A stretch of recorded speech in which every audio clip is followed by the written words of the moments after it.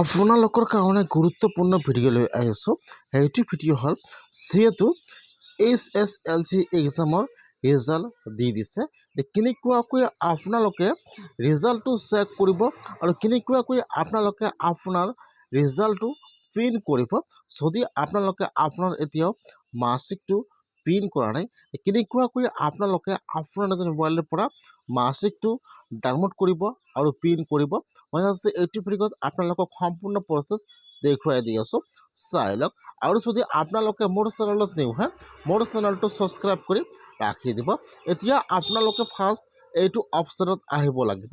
মই কিন্তু আপোনাৰ সুবিধাৰ কাৰণে অপশ্যনৰ লিংকটো মোৰ ডেছক্ৰিপশ্যনত দি দিছোঁ। ডাইৰেক্ট ক্লিক কৰি এইটো অপশ্যনত আহি যাব। ইয়াত চাব, ইয়াত 4টা লিংক দিয়া আছে। এতিয়া আপোনালোকে ইয়াৰ পৰা যিকোনো এটা লিংকৰ ওপৰত ক্লিক কৰিব। ইয়াত চাব দিয়া আছে ৰিজাল্ট লিংক 1। এতিয়া আপোনালোকে ৰিজাল্ট লিংক 1ত ক্লিক কৰিব। এতিয়া কিন্তু আপোনাৰ ওচৰত আৰু এটা নিউ পেজ অপেন হৈ যাব এনেকুৱাকৈ।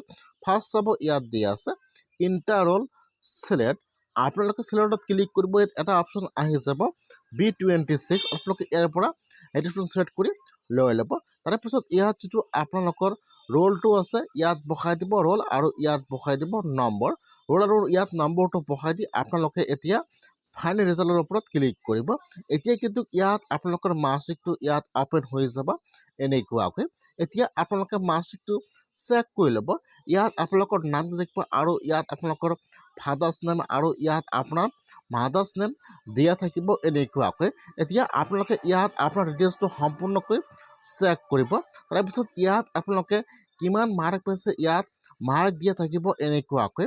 এতিয়া আপোনালোকে অলপমান তলত আহি যাব, এইফালত চাব দিয়া থাকিব পিন দিছ পিন। এতিয়া আপোনালোকে পিনৰ ওপৰত ক্লিক কৰিব। এতিয়া আপোনালোকে প্ৰিণ্টৰ ওপৰত ক্লিক কৰিব।